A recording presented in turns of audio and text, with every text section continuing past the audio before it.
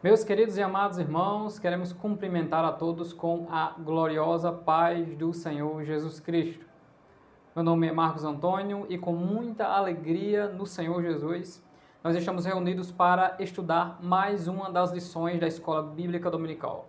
Nesta feita, estamos na penúltima lição do quarto trimestre de 2020, a lição de número 12. Nesta lição nós iremos estudar quando Deus se revela ao homem. Lembrando que neste trimestre nós estamos estudando sobre a fragilidade humana e a soberania divina, o sofrimento e a restauração de Jó. Estamos maravilhados no Senhor por tudo que Deus tem feito nesse último trimestre de 2020. Como nós temos aprendido com Deus, como nós temos entendido que há situações na vida de cada um de nós que nós não conseguimos compreender, mas se permanecermos em Deus com a resiliência de piedade na sua presença, o quadro de algumas situações são mudadas segundo a vontade de Deus e Deus esclarece para nós também, porque muitas vezes passamos por sofrimentos que não compreendemos. E também para contemplar a majestade de Deus um pouco mais de perto e crescer na sua presença. É isso que nós estamos aprendendo muito nesse livro do patriarca Jó. A lição de hoje, que tem por título Quando Deus se revela ao homem, ela tem 3 tópicos. O primeiro tópico é a revelação de um Deus pessoal. O segundo tópico, a revelação de um Deus sábio. E o terceiro tópico, a revelação de um Deus poderoso e justo. Se você ainda não é inscrito no nosso canal, se inscreva no nosso canal nesse momento, antes de nós iniciarmos de fato a lição. Assine também o sino de notificações para que você receba os outros vídeos do nosso canal, tanto da Escola Bíblica Dominical, quanto de outras séries que também nós aqui produzimos. O meu desejo é que o Deus Todo-Poderoso vos dê um final de trimestre de Escola Bíblica Dominical abençoado e um início de ano também cheio da graça de Deus e com a disposição de estudar mais um trimestre da Escola Bíblica. Queridos irmãos, o personagem Jó é um personagem que nós aprendemos muito das Sagradas Escrituras e a respeito de uma plena comunhão com Deus Todo-Poderoso, coisa que Jó, no seu segundo estado, veio a alcançar, a conquistar ou a ser agraciado por Deus. O Jó cheio da ciência, o Jó racional, o Jó que queria medir tudo segundo o seu intelecto, de forma indutiva, analisando tudo. Nós precisamos concordar a uma que Jó falou de coisas que ele não sabia, que Jó ele se elevou acima daquilo que ele podia se elevar, e que Jó achava que conhecia toda a ciência e todo o poder de Deus. Veja o que Jó diz em 27 e o verso 11. Ensinar-vos-ei o que é concernente à mão de Deus, ou, em outras versões, ensinar-vos-ei todo o poder de Deus, e não vos encobrirei o que a mão do Todo-Poderoso faz. Jó ele tinha plena ciência de que ele tinha ciência de tudo. Então, nós, através das Sagradas Escrituras, podemos entender que Jó teria, assim, 3 exageros. Os 3 exageros de Jó. Jó se achava conhecedor demais, Jó se achava experiente demais e Jó se achava justo demais, ou puro demais, ou santo demais. Ele tinha esses 3 exageros porque lhe faltava algo sobrenatural acontecer em sua vida. Faltava o sofrimento, o espinho, a mão de Deus trabalhando no ser humano para colocar ele na medida correta. E a graça de Deus, desde o início, tendo Satanás entendido que incitou Deus contra Jó, e Deus, sabedor de todas as coisas, saberia que esta provação na ótica de Deus traria um Jó maior. E na ótica de Satanás, essa tentação poderia fazer com que Jó caísse, o que não aconteceu. Jó, em seus discursos, combatendo com seus amigos por amar a presença de Deus, mas também se lamentando porque, segundo ele entendia que Deus não era mais seu amigo, que Deus não estava com ele, o mesmo sentimento de por que me abandonaste do Salmo 22, verso 1, que o Senhor Jesus Cristo salmodiou na cruz. Mas era o Deus que se ocultava, porém estava presente na vida de Jó, na vida de Jesus e na vida daqueles servos tementes que andavam com uma vida piedosa diante de Deus. Sem dúvida alguma, Deus estava presente na história de Jó. O objetivo de Deus era fazer Jó crescer, mas Jó, com seus exageros, receberia a visita do ser pessoal, a visita do ser que é criador de todas as coisas, a visita do ser que é justo e que toda potestade, toda força, toda autoridade que há sobre o mundo, tanto de homens como de animais, todas estão submissas à grande vontade de Deus e à soberania do Deus Todo-Poderoso. E após toda essa situação de sofrimentos materiais, físicos, psicológicos, Deus visitou Jó para revelar-se a Jó. Quem é o Deus que Jó até então conhecia, sendo da época patriarcal, como o El Shaddai, o Deus Todo-Poderoso? Jó, como um ser cheio de sabedoria, cheio de conhecimento, lhe faltava uma experiência mais próxima com Deus. Lhe faltava contemplar a face de Deus como Moisés contemplou. Lhe faltava ter testemunho para contar de aparição de Deus, para que ele não vivesse apenas no racional, mas pudesse contemplar a santidade de Deus através da fé, porque existem muitas e milhares de coisas que nós apenas aceitamos pela fé, porque a nossa mente não consegue compreender. Estamos precisamente no clímax do livro de Jó. Dos capítulos 38 em diante, Deus aparecerá em uma forma teofânica. Teofania significa aparição de Deus. Deus de forma sensível e visível através de anjos, através dos poderes da natureza, como as tempestades, como o redemoinho, o fogo. Deus simplesmente, de alguma forma sobrenatural, aparecia aos seus servos para lhes comunicar a sua vontade, para o momento de então e também para que eles contemplassem o futuro do agir do Deus Todo-Poderoso. Temos agora um homem justo que sofreu, segundo o contexto do seu entendimento, coisas que ele não deveria sofrer, porque ele era um homem sincero, reto, temente a Deus e que se desviava do mal, e tendo também os seus amigos cheios do entendimento, vendo este homem nessa situação, se auto-justificando que ele é fiel e que está na presença de Deus. Coisas que eles não concordaram e ficaram tentando procurar qual foi o erro de Jó, e Jó sempre dizendo, eu nunca fiz isso. As acusações de vocês eu poderia carregar nos meus ombros tranquilamente, porque eu não fiz nada disso. Esses três primeiros amigos se cansam, vem um quarto amigo, mais jovem e provavelmente de mais entendimento, e ele entende que ele consegue convencer Jó, ou fazer com que Jó se prostre diante de Deus logo, e entenda de que ele não está de forma correta diante de Deus, nem é mais justo do que Deus. Uma situação que agora nós contemplamos alegre e feliz, porque esta situação nos ensina grandes coisas, de que Deus está muito mais acima daquilo que a gente possui, ou de qualquer posição, ou do conhecimento, do intelecto de qualquer ser humano. Deus está além de todas as coisas. Contemplar o poder do Deus Criador de todas as coisas é contemplar aquele que é céus, aquele que é inacessível aos olhos humanos, aquele que tem todo o poder nos céus, na terra e debaixo da terra, que no quesito criação, do micro ao macro, ele fez grandiosas coisas que a matemática confirma, que a história confirma, que a ciência, de uma maneira geral, está a todo tempo, de forma direta ou indireta, glorificando ao Deus que cria todas as coisas. Quando Deus se revela ao homem. Nosso primeiro tópico tem por título a revelação de um Deus pessoal.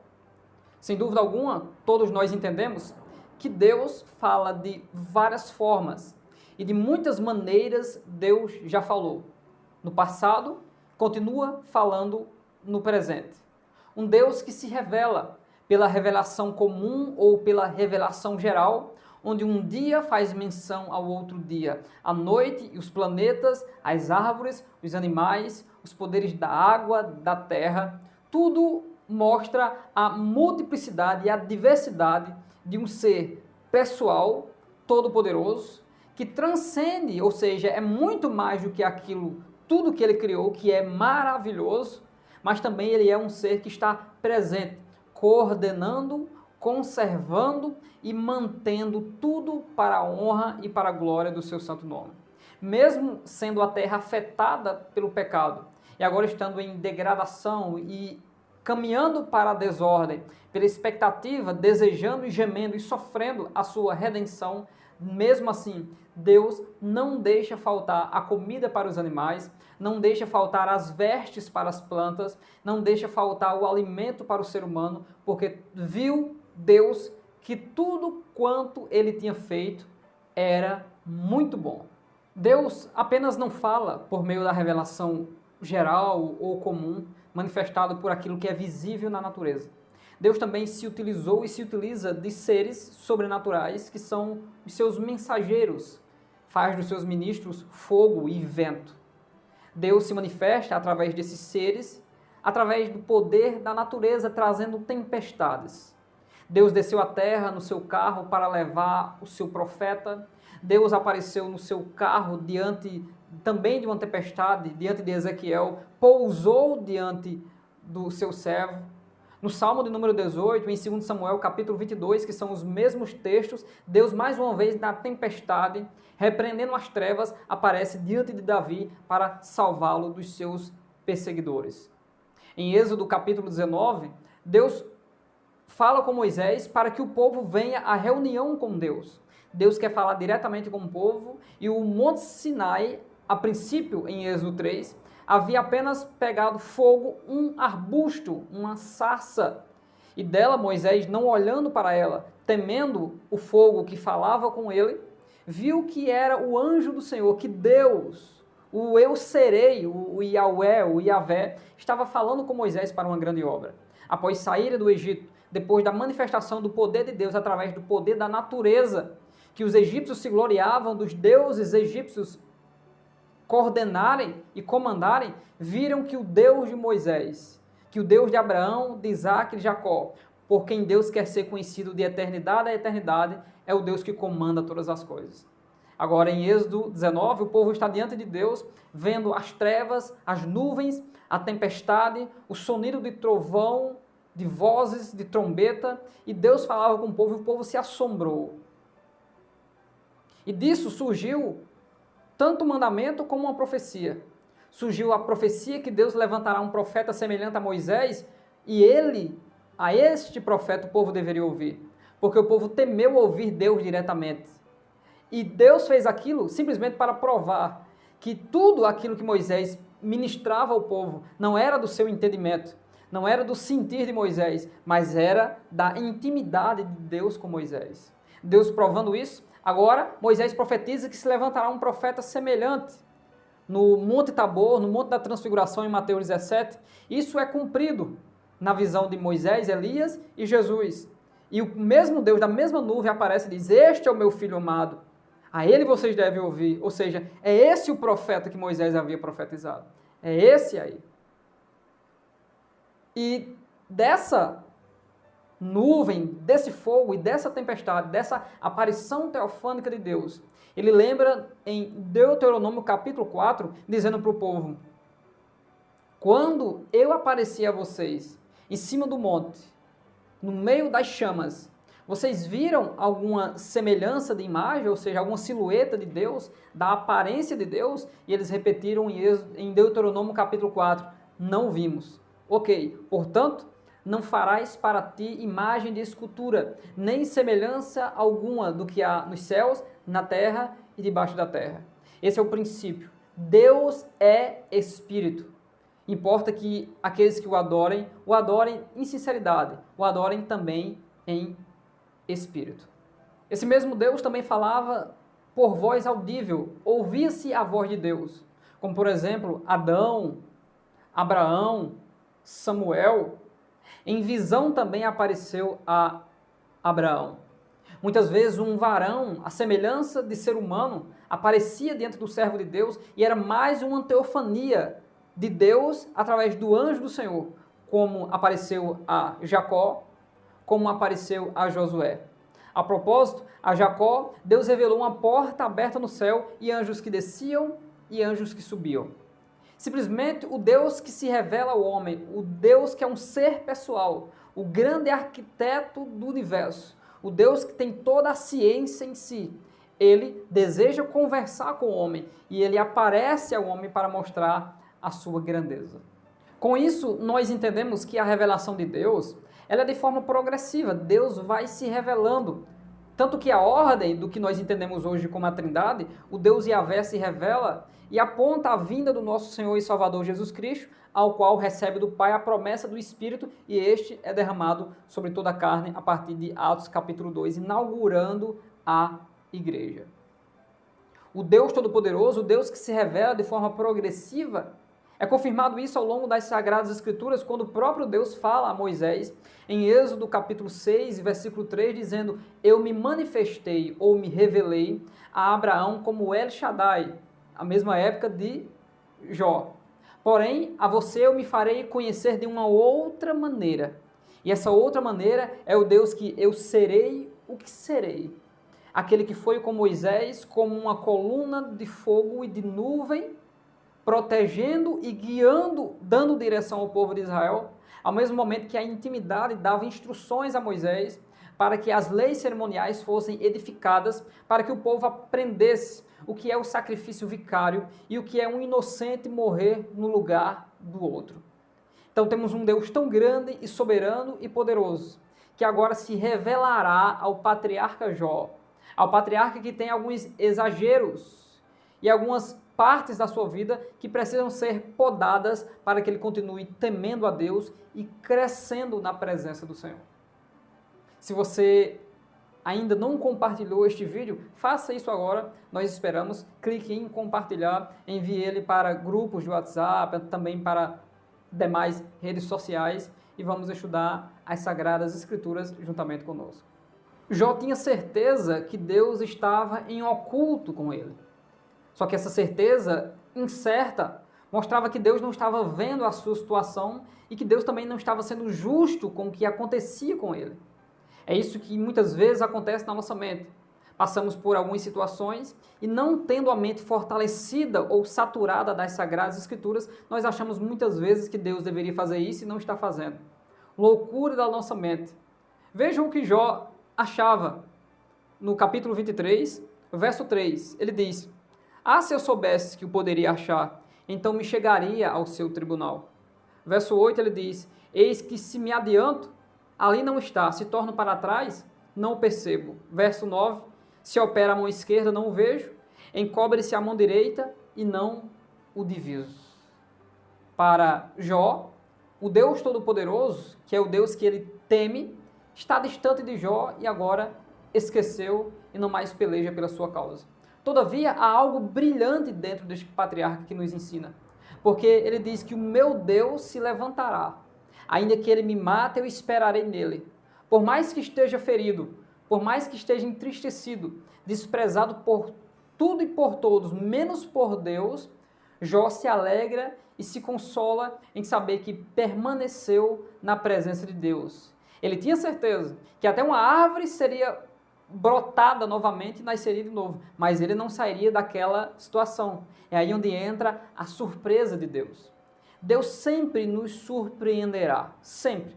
Deus sempre mostrará que os seus caminhos são maiores do que os nossos caminhos, que os seus pensamentos são maiores do que os nossos pensamentos, de que aquilo que ele faz excede o nosso entendimento.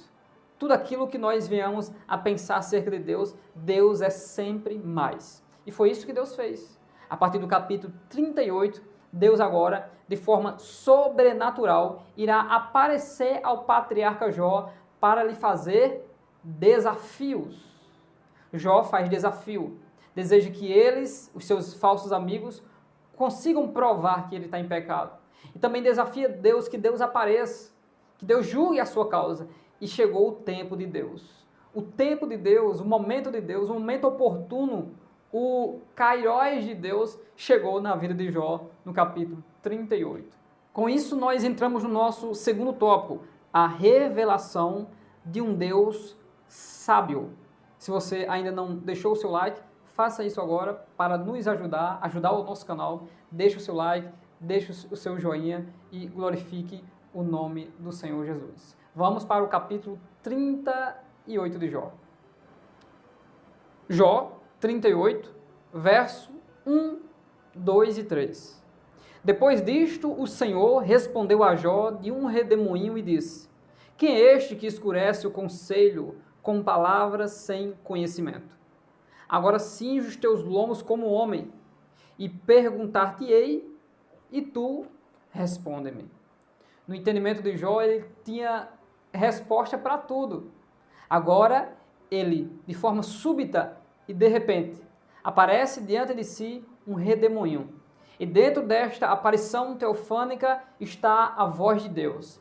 E a voz fala com ele, para que ele se coloque em sua posição de homem que sabe, de homem que tem experiência e de homem que é santo e responda todas as questões que o Deus Todo-Poderoso colocar diante dele, para que agora Deus revele quem Jó é ao próprio Jó, muito inferior a Deus, uma criatura, um nada diante de Deus, que quando reconhecer a soberania de Deus, daquilo que ele até então não conhecia, irá crescer porque irá glorificar ao nome do Senhor. E o que Deus faz com Jó? Deus revela-se como o Deus que tem os fundamentos da criação nele. Deus se revela a Jó, o desafiando a como homem responder às suas questões, e Deus inicia dizendo onde ele estava. E também faz perguntas a Jó, quem fez isso? Quem fez aquilo? E a primeira pergunta é, onde tu estavas quando eu fundava a terra? Aí Deus diz, me fazes saber se tu tens inteligência? Deus vai desafiando Jó e dizendo, quem fechou o mar, as portas do mar, para que ele não transbordasse após sair da madre?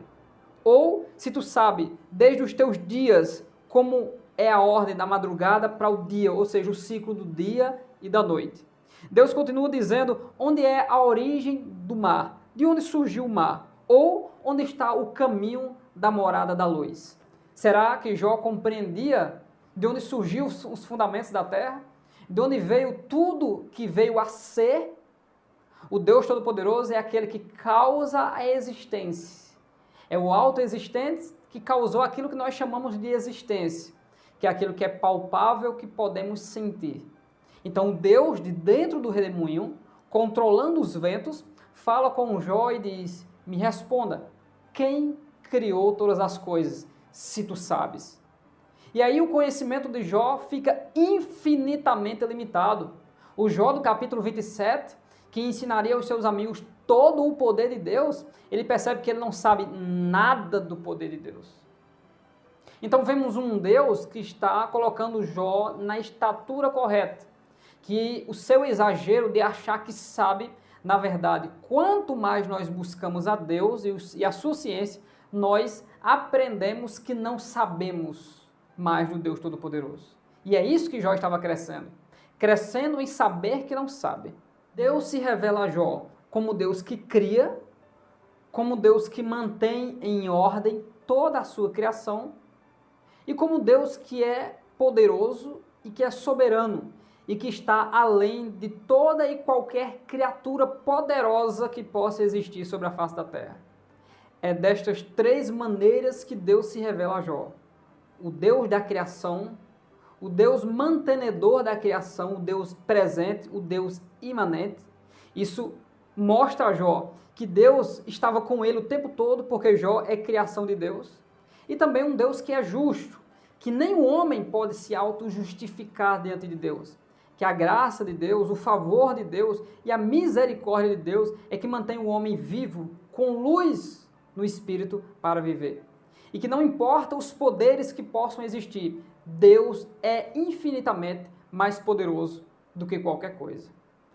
Depois de Deus revelar a Jó que ele não consegue alcançar as estrelas, nem organizar, nem saber de onde elas vieram, no capítulo 38, verso 31, ou poderás te ajuntar às cadeias dos 7 estrelos, ou soltar os trilhos do Órion, ou produzir as constelações a seu tempo, e guiar a ursa com seus filhos. Em outras palavras, Deus está dizendo, eu posso fazer, Jó, agora você não pode.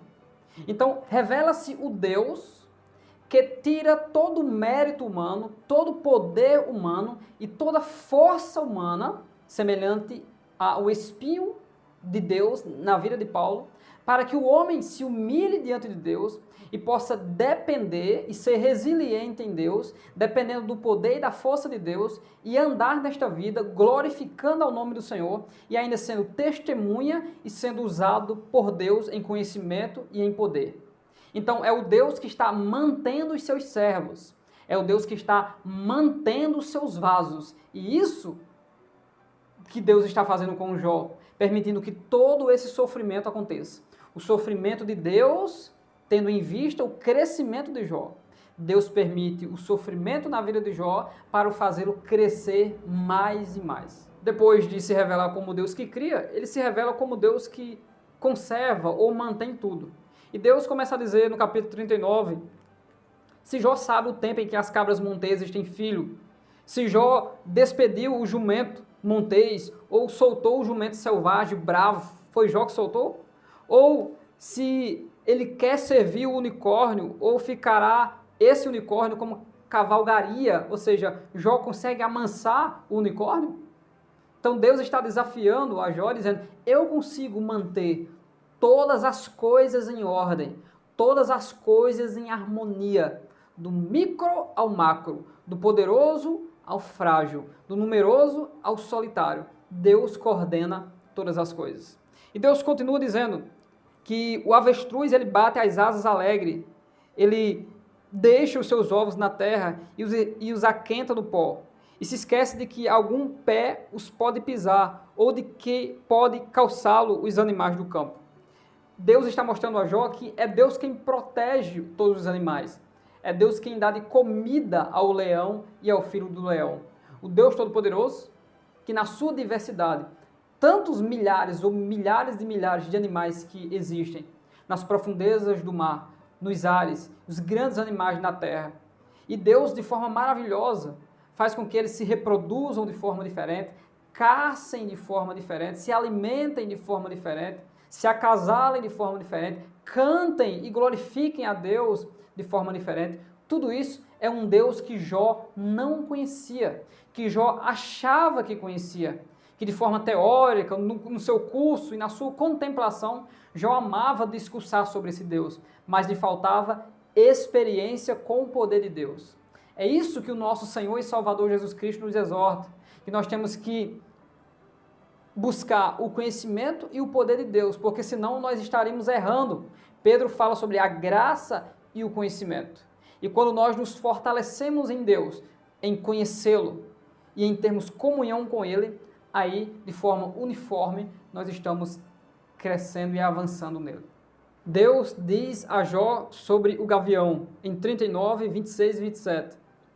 Ou voa o gavião pela tua inteligência, estendendo as suas asas para o sul, ou se remonta a águia ao teu mandamento, ou ao teu mandado, e põe no alto o seu ninho.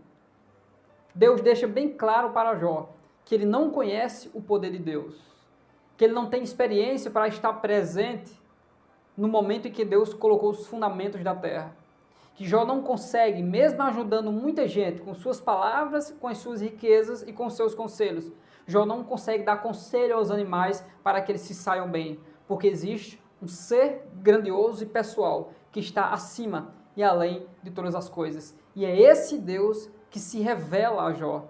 É esse Deus que nós contemplamos aqui, estudando o livro de Jó, na escola bíblica dominical, aproveitando esta grande oportunidade que Deus nos concede de poder contemplar o Deus que cria, o Deus que conserva, o Deus que mantém e o Deus que tem todo o poder.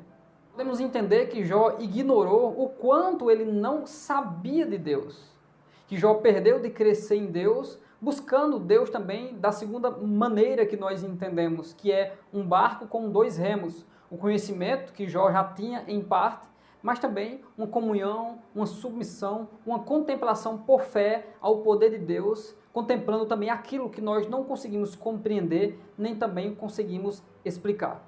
Se nós, como cristãos, crescermos de forma desordenada, e talvez isso deve ser um dos maiores problemas do cristão, que é, uns exageram buscando apenas o conhecimento, e isso sem uma mente com comunhão com Deus, criará suas próprias heresias, terá um versículo que ele acha que resolve todas as coisas. Mas muitas vezes isso é de forma carnal e não com a sabedoria de Deus. Do outro lado, aqueles que ignoram e desprezam o conhecimento das Sagradas Escrituras, o estudar a palavra de Deus e buscam apenas uma comunhão através de oração, através de jejum, através de sacrifício, através de frequentar reuniões e cultos. Quando o cristão descobre isso em sua vida, que ele busca o conhecimento de Deus, contemplando e orando e buscando ao Senhor, jejuando dentro da presença de Deus, a comunhão entre irmãos, que é algo importante, esse cristão, de forma espiritual, vai crescendo de forma uniforme. Ele tem entendimento e ele tem direção de Deus. Ele tem sabedoria e ele tem conhecimento. Ele sabe agir na hora certa e ele entende que ele não entende, e isso faz com que ele cresça. Ele percebe que o sofrimento é o pedagogo de Deus para lhe fazer crescer, e ele glorifica a Deus em meio ao sofrimento e não fica com esses pensamentos de que Deus nos abandonou, quando na verdade está escrito: eis que estou convosco todos os dias até a consumação dos séculos. A palavra de Deus, ela é luz para o nosso caminho. Quando nos disponibilizamos em aprender mais a palavra de Deus, estamos dizendo: estou me aproximando mais do Senhor. Meus queridos irmãos, estamos chegando ao nosso terceiro e último tópico, que tem por título a revelação de um Deus poderoso e justo, onde em especial nós iremos falar de dois grandes seres, mitológicos ou não, e também da justiça de Deus. Só peço a você nesse momento que você deixe o seu comentário aí agora. O que você acha de tudo isso?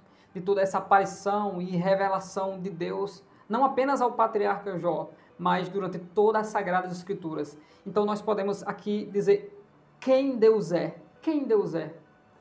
Quem é Deus para mim? Quem é Deus para você?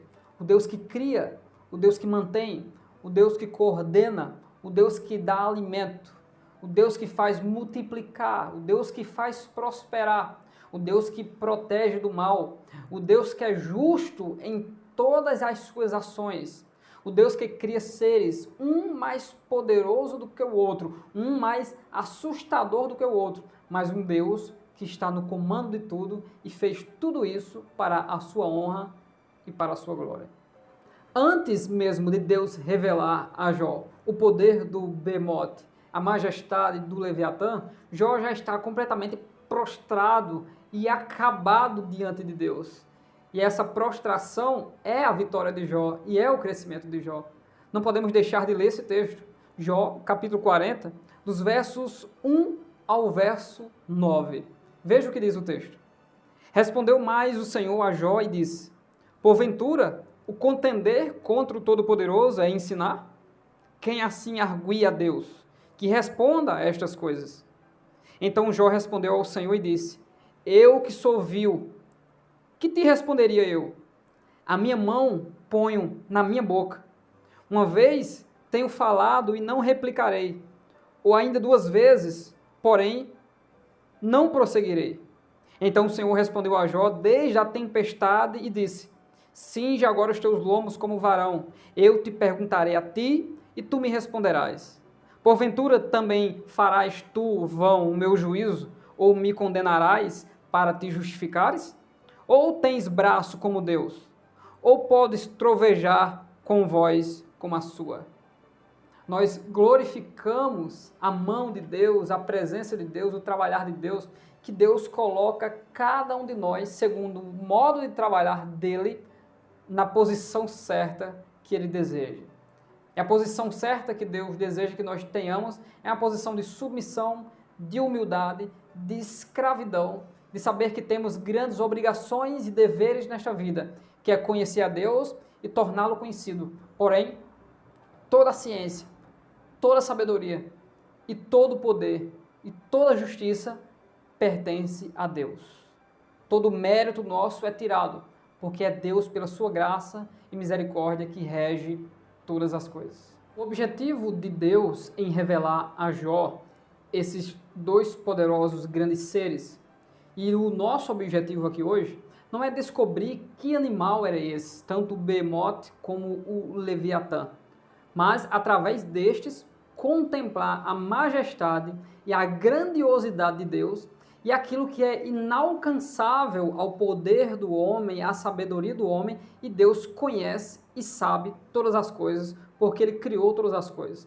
Então aqui nós não vamos tentar lhe falar quem é o Behemoth ou quem é o Leviatã, mas, através dos textos, de forma detalhada, mostraremos algumas características, primeiramente desse ser chamado Behemoth, e logo após vamos para o Leviatã, que é considerado até um pouco mais mitológico, um pouco mais complexo, mas todos estão declarando que Deus tem poder acima do ser mais poderoso e monstruoso que possa existir. Tanto seres naturais como seres sobrenaturais que também fazem o mal, como por exemplo os espíritos malignos. Deus está acima de todas as coisas.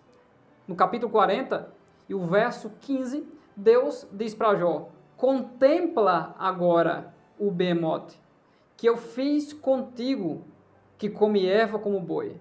No verso 15, encontramos três características importantes, que, no entanto, não são peculiares só ao Behemoth. Contempla o Behemoth. Essa frase mostra que Jó conhecia o Behemoth, portanto, não poderia ser um animal extinto. Ele estava vivo nos dias de Jó. E Deus diz que criei quando criei você. Esse animal foi criado juntamente com o ser humano. Portanto, ele faz parte dos animais que foram criados lá no sexto dia da criação. E que come capim como boi. Esse animal não era carnívoro, ele era herbívoro. Observe que no verso 20 nos é dito a mesma coisa. Os montes lhe oferecem os seus produtos. Note que os hipopótamos, como é normalmente traduzido o Behemoth, se alimentam das plantas próximas às margens dos rios e dos pântanos, onde eles passam a maior parte do dia. Eles não buscam alimento nos montes devido à sua estrutura física, que não lhes dá condições por causa de seu grande peso, que chega de 1,5 tonelada a 3 toneladas. Podemos ver nesse verso que uma característica do Behemoth também é encontrada nos animais domésticos, porque ele fala do boi. No verso 20 nos é dito que os animais selvagens brincam perto dele. Contudo, o Behemoth não faz parte dos animais domésticos nem dos animais selvagens. No verso 16 encontramos mais duas características, essas são específicas do Behemoth. Que força ele tem em seus lomos? Na parte lombar de um animal, como o cavalo, localiza-se os poderosos músculos que lhe dão tanto a capacidade de locomover-se como de levantar-se sobre as suas duas patas traseiras. Que poder nos músculos do seu ventre! Animais possuem músculos no ventre. Geralmente esses músculos auxiliam na respiração, na locomoção, principalmente dos répteis. Note que no Behemoth esses músculos são poderosos. A ciência não conhece nenhum animal vivo hoje que tenha essa característica. No entanto, o registro fóssil, existem vários animais do passado, que hoje já não existe mais, que têm essa característica.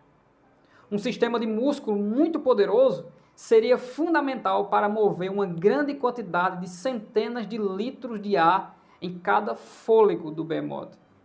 Encontramos mais duas características específicas no verso 17. A cauda dele balança como cedro.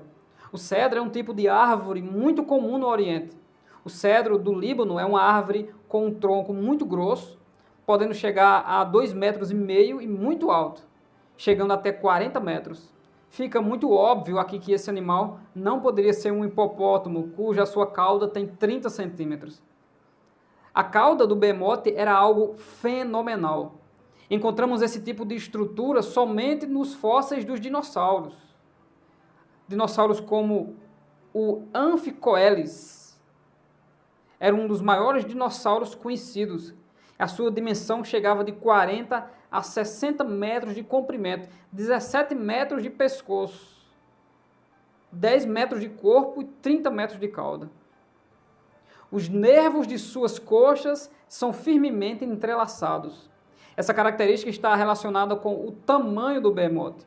Um animal pesado e cujas patas traseiras fossem muito compridas necessitaria de um sistema de nervos que dessem a essas patas a estabilidade necessária para aguentar o peso distribuído sobre elas.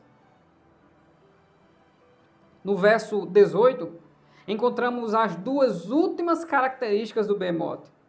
Seus ossos são canos de bronze.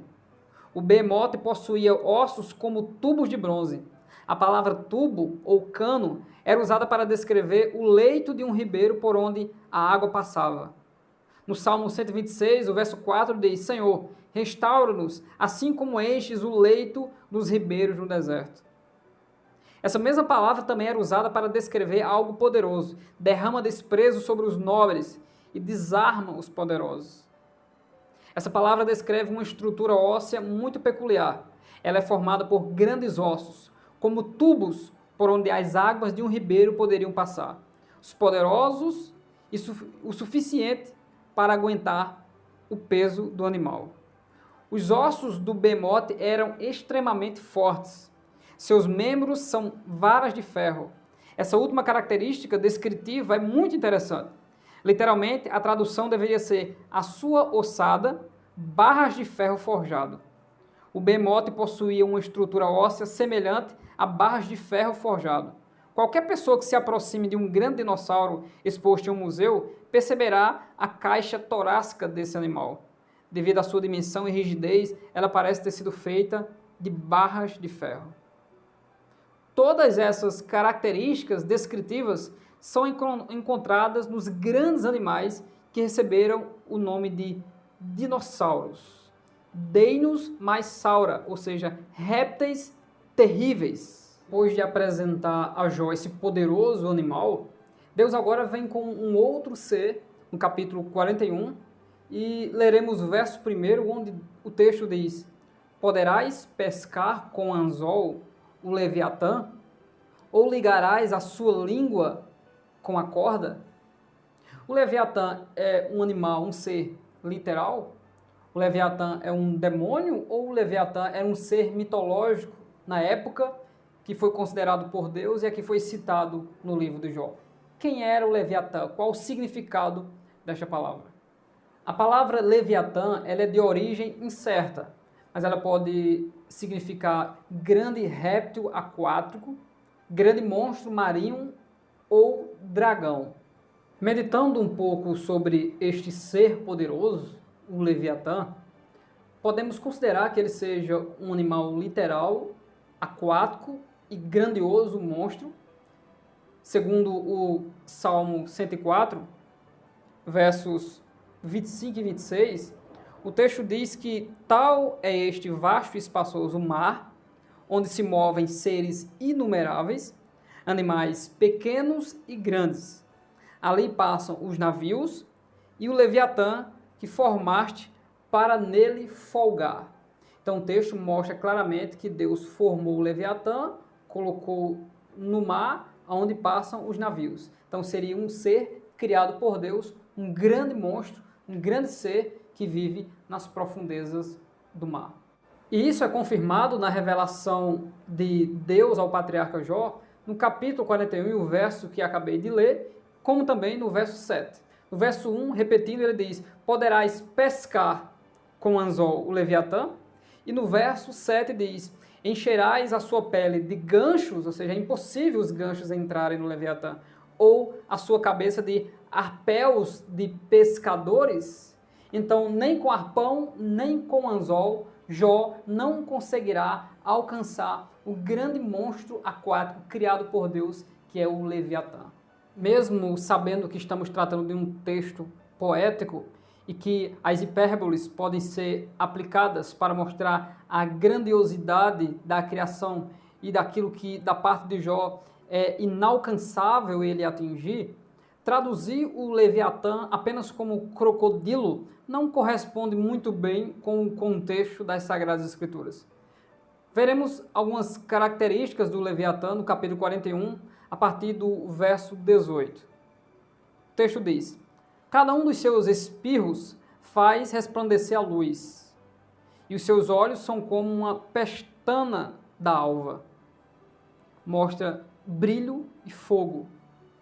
Da sua boca saem tochas, faíscas de fogo saltam dela. Do seu nariz procede fumaça, como de uma panela fervente ou de uma grande caldeira.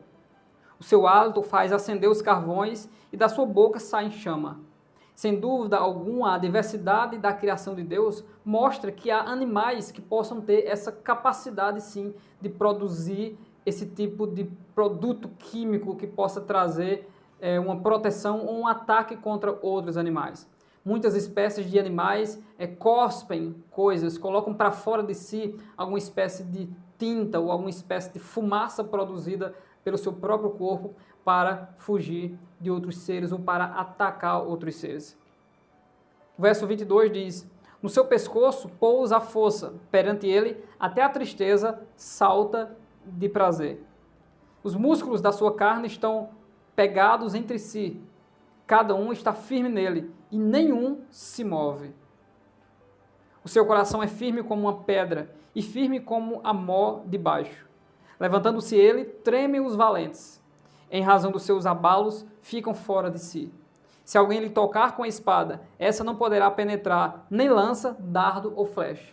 Já por aqui já fica bem claro para nós que não dá para relacionar este ser apenas com um crocodilo no que temos hoje de no máximo até 6 metros, tendo histórias de ter crocodilos até com 9 ou 10 metros de comprimento.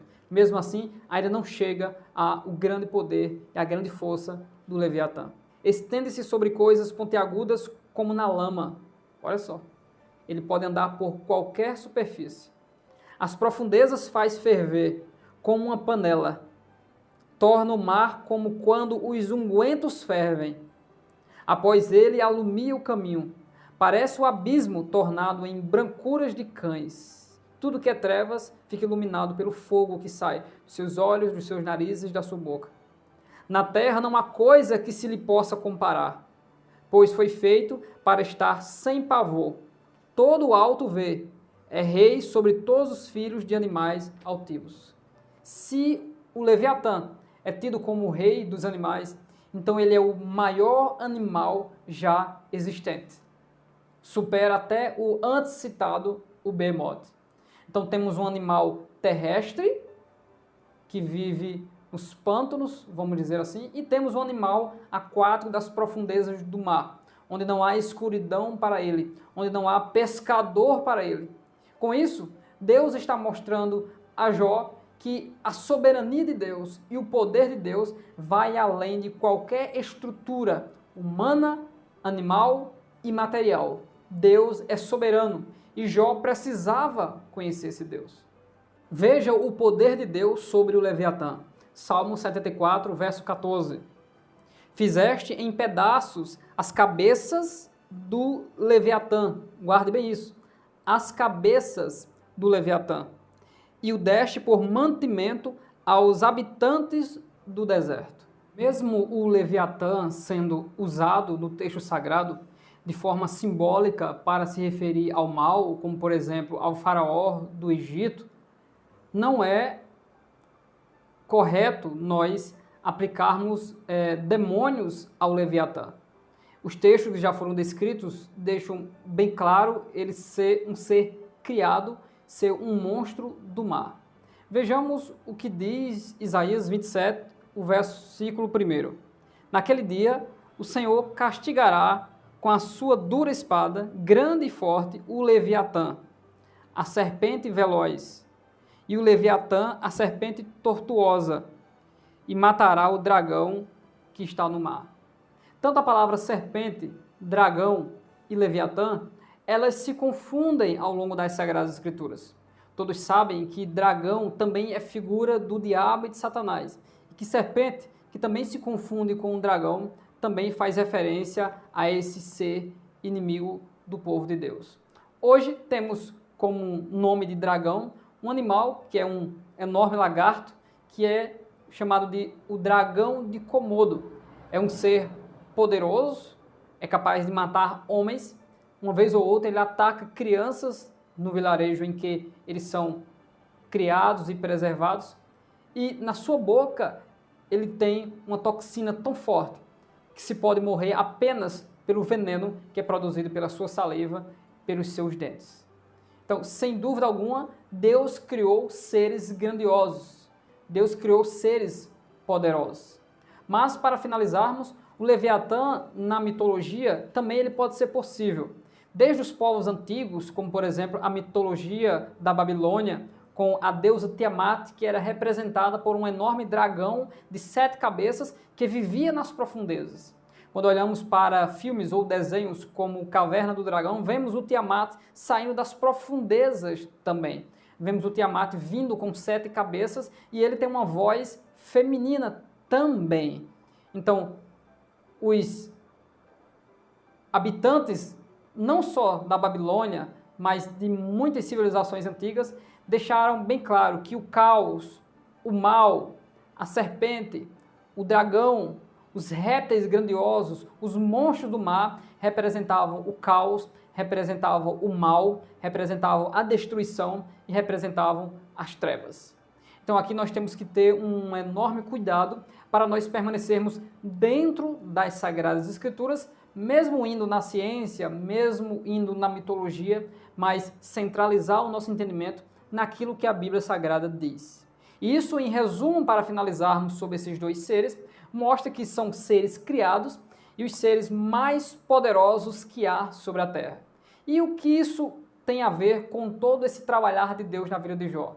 Veja que Deus mostra que Ele é o ser criador, que Ele é o ser mantenedor e que Ele é o ser todo-poderoso. Não há poderes ou forças que possam submeter ao Deus Todo-Poderoso, porque Ele é o Todo-Poderoso.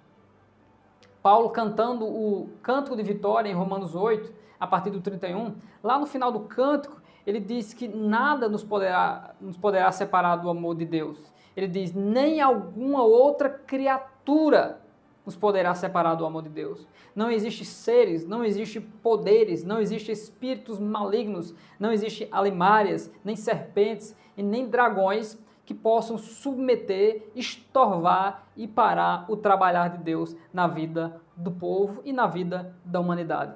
Deus está no controle de todas as coisas. Meus queridos irmãos, finalizaremos este vídeo lendo o texto de Jó 27, o verso 6, onde Jó, falando de sua própria justiça, diz: a minha justiça me apegarei e não alargarei, não me remorderá o meu coração em toda a minha vida. Não só esse, mas muitos outros textos mostram a vaidade e a segurança que Jó tinha em saber do seu proceder diante de Deus. Há os exageros do conhecimento de Jó, da justiça ou da santificação de Jó, e da experiência de vida que Jó tinha até agora. Deus pôs tudo isso por terra, fazendo Jó se prostrar diante da sua presença. E Jó, diante de Deus, diz que vai ficar calado e vai colocar a mão na boca por ter falado aquilo que ele não conhecia, porque a grandeza de Deus fez com que Jó se calasse. Deus é justo, e segundo Isaías, as nossas justiças são como um trapo de imundícia. Deus considera, sim, o sinergismo e aquilo que o homem faz para ele.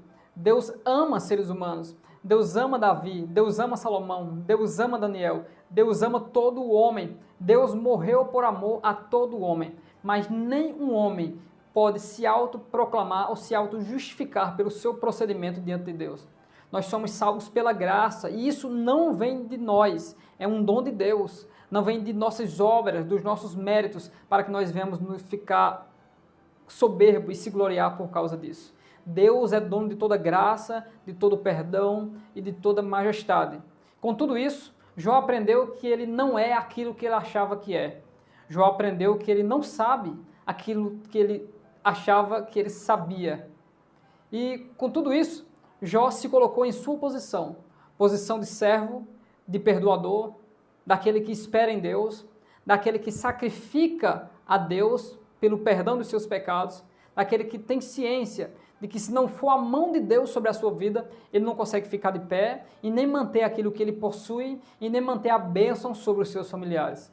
Quando Deus trabalha na nossa vida e nós entendemos que não é nós, mas é Deus, aí a comunhão com Deus ela se torna maravilhosa. Deus nos concede alguma capacidade e nós entendemos que essa capacidade não é nossa. Deus nos concede algum conhecimento e nós entendemos que esse conhecimento não foi conquistado pela nossa própria força, mas é Deus quem dá. É Deus que é dono dos dons. É Deus que é o chefe da igreja, é Deus que é o Senhor que coordena, é Deus quem usa, é Deus que afia a espada e o arco e a flecha para que o seu filho e o seu servo sejam usados da sua maneira, do seu jeito e no seu tempo. Que o nome do Senhor Deus Todo-Poderoso seja glorificado. Não esqueça de se inscrever, de comentar, de dar o seu like, de compartilhar esse vídeo para o máximo de pessoas que você puder. Que coisa maravilhosa é estudar sobre tudo isso. Que coisa maravilhosa é estudar sobre a grandiosidade do Deus a quem nós servimos. Se você ainda não serve a esse Deus, você pode aceitá-lo como o único e suficiente Salvador da sua vida, porque Ele é maior do que qualquer poder que haja sobre a terra.